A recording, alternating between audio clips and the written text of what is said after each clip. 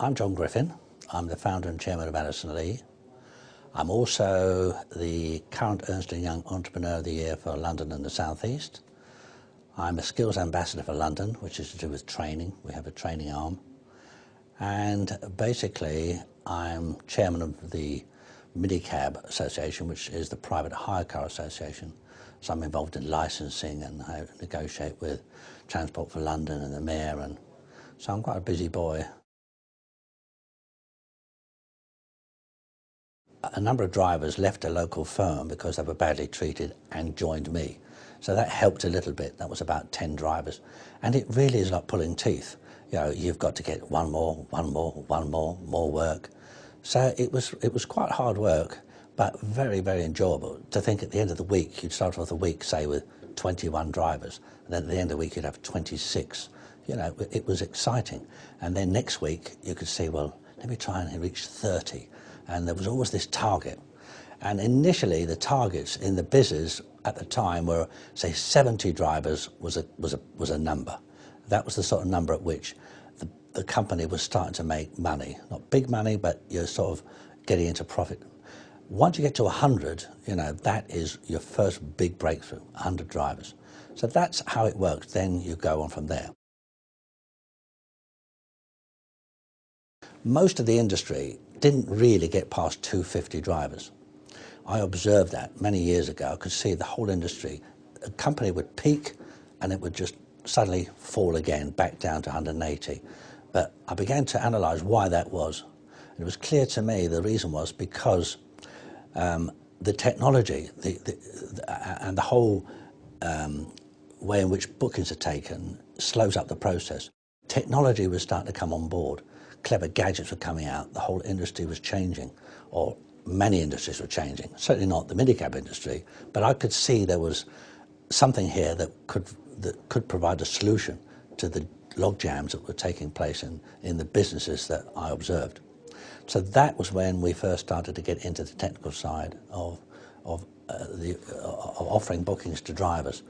And since that time, we've spent millions on that type of technology.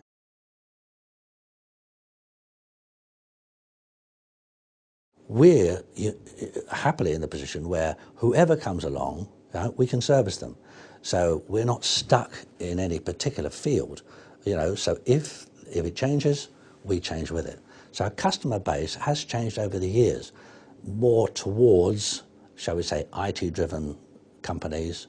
There's still a large banking influence, but over the years, people have generally felt that having a car and a driver and the commitment and the pension schemes and the sickness pay, and they think, you know what, let's not do that. Let's just use a company on an ad hoc basis and just pay for them as we go. That has suddenly, if you go back to when I first started, everybody thought they could have a transport department. They would have advertising companies would have a transport room. Everything went through the transport manager, and it was really just a waste of money and space. Once they copped on to that, they closed the office down and just, you phone up Addison Lee, give it down to reception, and that's the end of it. And that has changed a great deal in London. People now don't run transport departments anymore. It's dead. And that has led to a growth in our industry, because they've got to use somebody. What we concentrated on was good training for the drivers, good discipline for the drivers, good appearance on the vehicle, and also primarily not telling people lies. It sounds silly, but for some reason that escapes me, the industry seems to think that telling you lies is an acceptable part of what a taxi business is all about. People will always forgive you the truth. And whatever arguments we had and whatever upsets we caused, my bottom line with them is I say, look, always remember, we did tell you the truth. We weren't lying to you. And there is, in the human psyche, there's a sympathy for people who tell the truth. We worked on that. And obviously, as we become bigger and we become, we've concentrated on the brand because branding is a big issue now, And we're working towards the day when people will book an Addison Lee, and there's a bit of that, as opposed to book a taxi or book a minicab.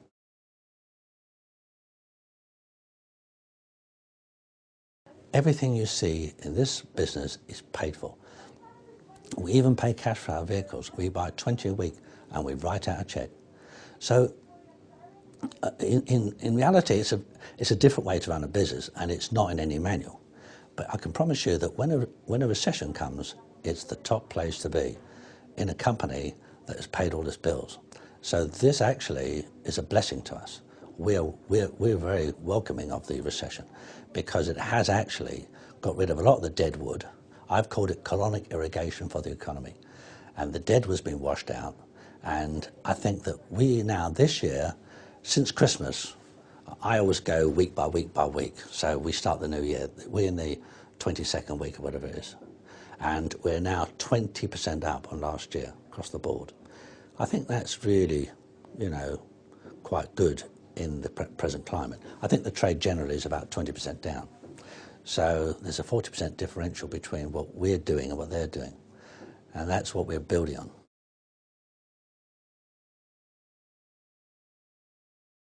There are people who can't work with partners. They're not partner people. I'm actually a partner person.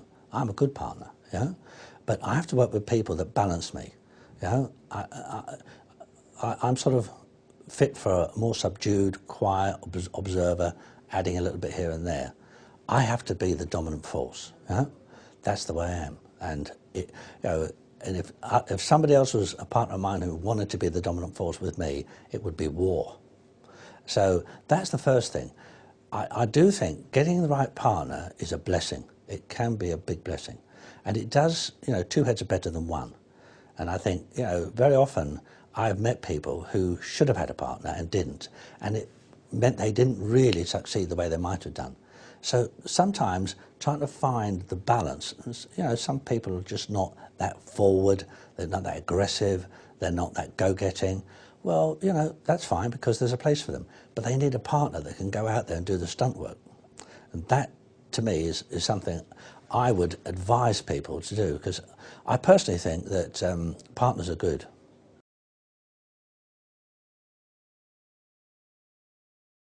It's very hard to describe what managers do. And I've had this discussion recently with staff that they think that managing is about controlling their little world. But managing is much more than that. It's going out there and taking responsibility and saying what's happening here and what's happening there, and having an input into the company, caring. And that's something that managers today tend to shy away from. It's not my department, I don't interfere, I don't want to be unpopular, but I think that my management style has not been popular, but I'm fine, I'm not unpopular. People recognise that what I'm doing it correctly, I'm asking civilly and politely, I'm asking a decent question. They look at that and think, well, he's no mug. You've got to impose yourself, you've got to be proactive, and people will look at you and think, proper manager. And there aren't too many of them about.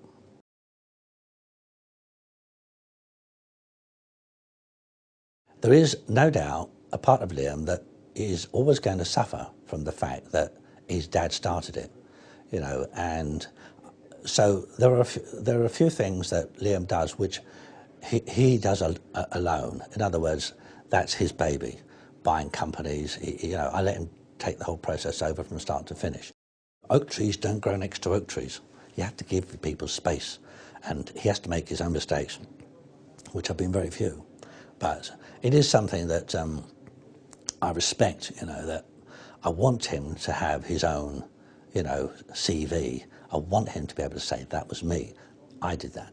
And he is, Liam is, he has got an ego, and it's important, he wants to impose himself. And it's if you can control your ego, it becomes your strength. I battle with mine, but at the end I managed to control it, and it made me stronger.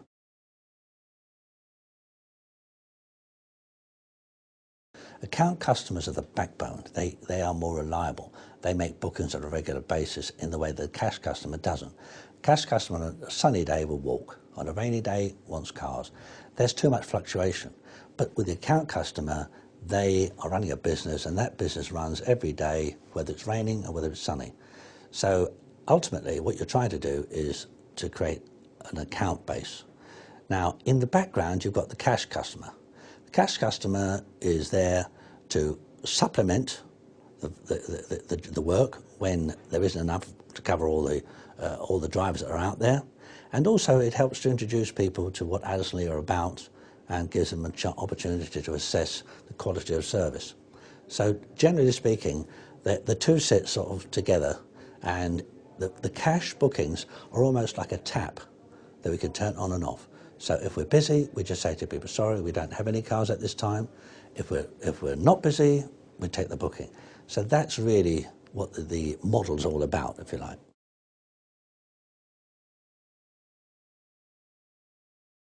We are not really pitching for big accounts. They come to us, but it isn't really where we're coming from. I'd rather have loads and loads of small accounts. The problem with big accounts is they flex their muscles against you, you know, and they don't pay on time, and they demand better rates and superior service.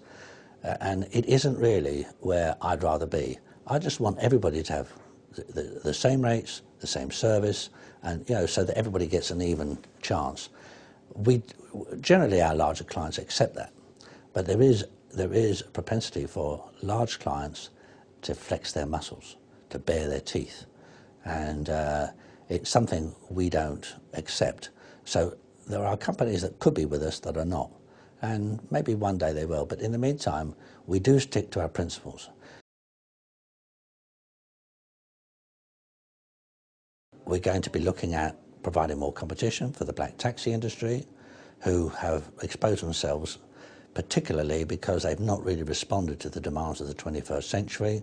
They're not really on top of their game.